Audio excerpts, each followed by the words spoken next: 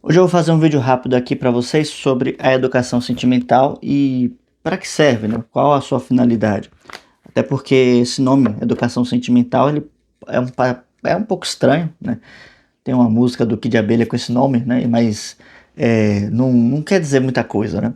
E aí eu vou contar até uma pequena história, porque quando eu comecei a estruturar um programa para formar poetas, né, eu comecei a pensar em relação à minha experiência e como eu fui desenvolvendo a minha experiência ao longo é, das minhas experiências artísticas, né? E que isso estava muito vinculado também com o desenvolvimento da filosofia. Então, eu sempre pensei em estruturar, depois de um certo tempo, uma forma de formar escritores com base na filosofia, né? Trabalhando essa linha de filosofia poesia, sabendo que a filosofia tem muito de poesia e vice-versa, né? Segundo aí os platônicos, os aristotélicos, né? Quando fala do mito, da relação do mito com a filosofia, tá?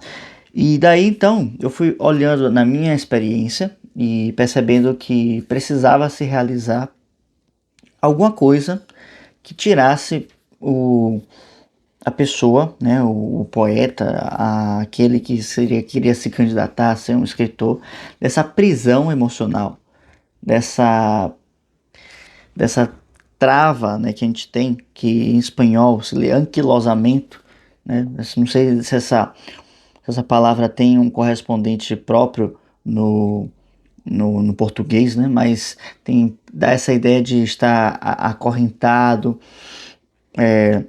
de estar agrilhoado, né? Tem uma peça chamada que é Prometeu agrilhoado, que nada mais é do que Prometeu acorrentado, enfim. Então tem é, essas relações, né, que eu fui fazendo e percebi que para se chegar a ter uma expressão livre que se conecte com o que nós podemos chamar de arquétipos, que se conecte com o que a gente pode chamar de ideias universais, é necessário antes se afinar com essas ideias. E o afinamento nada mais é do que uma predisposição, uma, é, um, uma predisposição, uma abertura para isso, né? Um certo gosto, um gostar mesmo. E que Julia Marias vai chamar de uma espontaneidade. Então, precisamos desenvolver essa espontaneidade para essas ideias. Claro que na época em que eu estava pensando sobre isso, ainda não tinha encontrado esse livro. E justamente ele fala de educar a espontaneidade. Então, a educação da espontaneidade vai nos fortalecer e nos direcionar para para uma construção de um mundo emocional ou de um mundo sentimental é, que nos permita se conectar, se afinar com essas ideias, né? Essa relação da afinação entre os princípios universais e os nossos sentimentos e os nossos pensamentos e as nossas ações, isso vem muito de uma tradição pitagórica, né, que está relacionando isso. Pitágoras relacionava todo o universo como uma grande harmonia, né, onde cada ser, é, cada, cada ser emitia uma certa nota, né, e principalmente os astros. E os astros do universo vão compor uma certa sinfonia, a qual ficou conhecida como harmonia das esferas. Mas isso é tema para um outro vídeo. O que eu estou colocando aqui é porque essa ideia de afinação vem da música mesmo, né? De estar na mesma frequência, na mesma sintonia, ou pelo menos em uma sintonia que seja simpática, que seja que corrobore com aquelas frequências, que dê uma consonância, tá? Então, tudo isso para dizer que a a- nosso mundo emocional, as nossas emoções, elas têm que estar em conformidade ou em consonância, em harmonia com as grandes ideias, é, os grandes arquétipos, os grandes elementos universais, enfim. É, e para que se consiga acessá-las, tá? Então, a educação sentimental, ela é um processo, né, de é, de é fundamental para se tornar um poeta como, por exemplo, um Luís de Camões, né? Um Dante, um Olavo Bilac, né? Um Homero. Por quê? Não porque seja assim, vamos dizer assim, um método infalível, mas que são desses assuntos que esses poetas tratam. Muitas vezes a gente se prende à forma, à exposição, né, à grande eloquência, né, que eles trazem, porém, a grande força, a grande capacidade, a grande poesia desses textos está na verdade que os contém, né? Ainda que o autor, muitas vezes ele possa ser, como muitas vezes é tido, né, o Ovídio, né, que é tido muito como um boêmio, muitas vezes, ainda assim, a forma como ele expõe uma série de elementos, uma série de coisas, traz muitas verdades, né? Não é só porque o assunto, muitas vezes, o tema parece ser um tema banal, que não tem ali uma certa a profundidade com que ele trata, com que ele aborda as coisas, tá? Então, isso, claro que não, muitas vezes não fica óbvio, né? Mas às vezes às vezes também não tem nada ali, né? E só vem de uma forma que é seduzente, né? Que, que é bela, né? Vamos dizer assim, em certo sentido. Mas, mas enfim, não vou também entrar nesse assunto para não complicar aqui a coisa. Então, assim, quando eu encontrei esse livro do Rune Marias, eu encontrei basicamente o que eu estava procurando já, né? Como se eu tivesse. É até engraçado, porque quando você, no mundo do estudo, né? A vida de estudos, você vai estudando algumas coisas e propondo certas teorias, certas é, hipóteses. E aí você pensa o seguinte, não, eu preciso de alguma coisa que complemente essa peça aqui. Eu já sei mais ou menos o escopo, né, do status quo, do que foi estudado sobre o assunto, mas tem uma falha, né, um gap, né, um, um bloco que está faltando aqui para que isso fique completo. E não é possível que ninguém nunca tenha escrito sobre isso.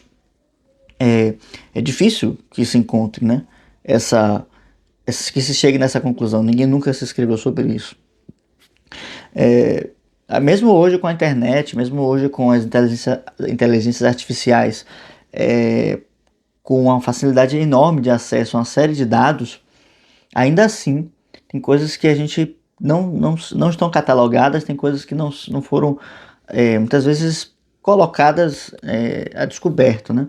Como hoje, por exemplo, ainda se fazem muitas escavações no Egito e se encontram muitos novos templos, né?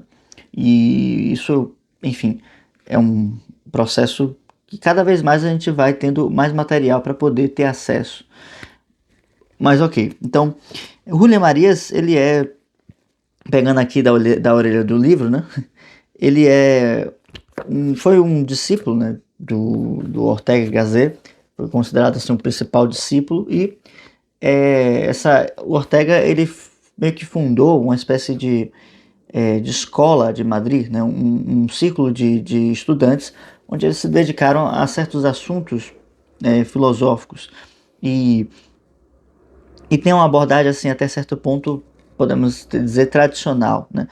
É, eu não li tanto esse pessoal, então não posso dizer o que conheço, né? Conheço bem pouco, mas o que eu gosto é no caso do Ortega, da forma como ele propõe uma investigação sempre de um ponto assim inesperado, né? Ele começa por um ponto assim que você às vezes não vai, nunca iria por ali, não arriscaria naquele palpite. E eu acho que nos dão certas intuições filosóficas muito boas, muito sagazes. Daí então que eu fui olhar esse livro, ele tratava exatamente daquilo que eu procurava. Um compêndio, né, um método que abordasse justamente isso, né?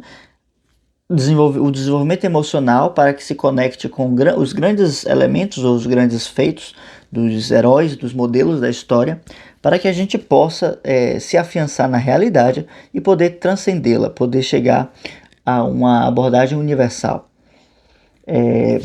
A forma como que ele faz isso não é bem a que eu esperava, né? Uma vez que o que ele faz é uma espécie de,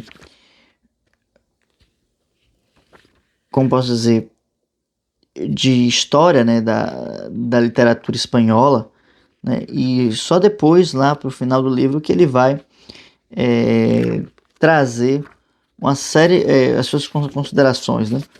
Mas, no geral, o que o livro traz, a grande parte do livro é isso, como se fossem exemplos para falar sobre. E, em parte, nesse sentido eu fiquei um pouco decepcionado, mas depois a obviedade veio à minha mente, que foi o seguinte: não se pode fazer uma educação sentimental, né, uma educação emocional, se você não tem modelos, se você não tem exemplos, né? Falar sobre o desenvolvimento de sentimentos é inútil praticamente. Não é inútil, mas é muito pouco produtivo.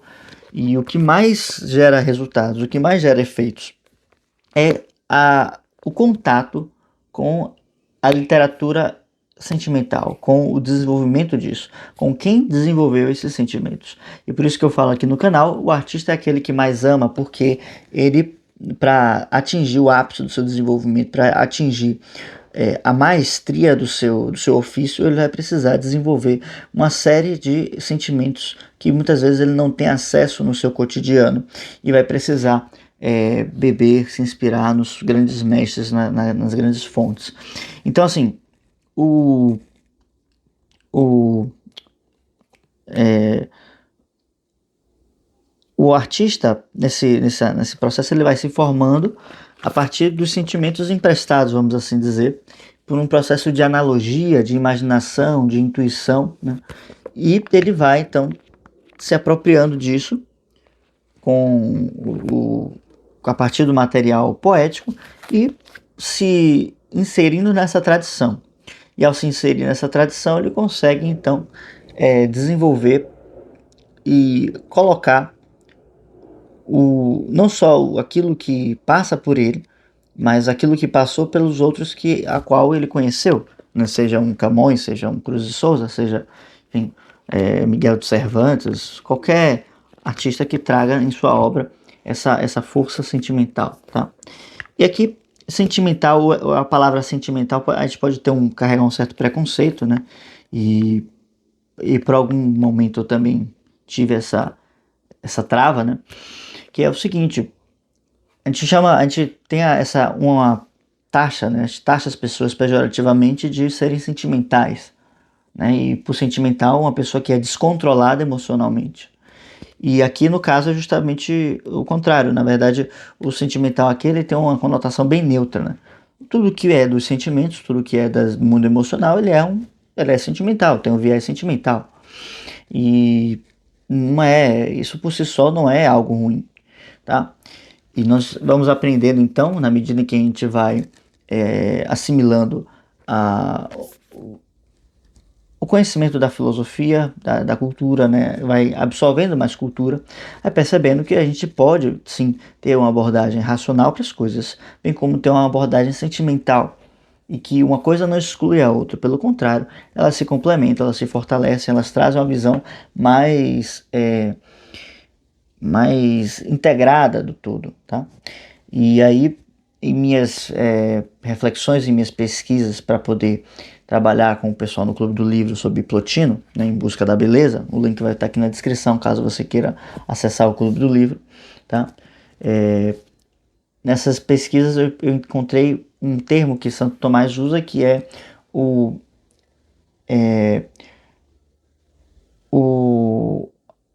uma cognição afetiva. Isso, cognição afetiva. Eu gostei muito desse termo, porque é como é, né?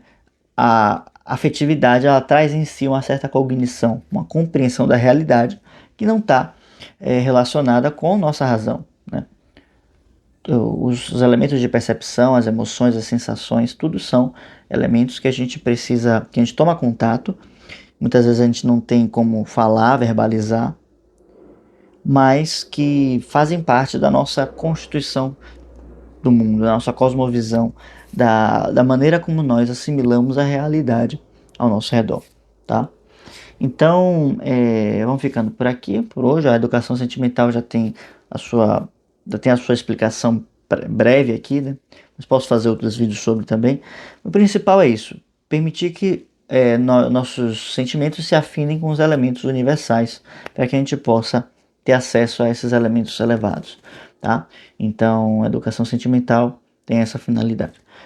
Se você gostou desse vídeo, por favor, deixa um like, se inscreva no canal e deixe um like aqui nesse vídeo. Valeu!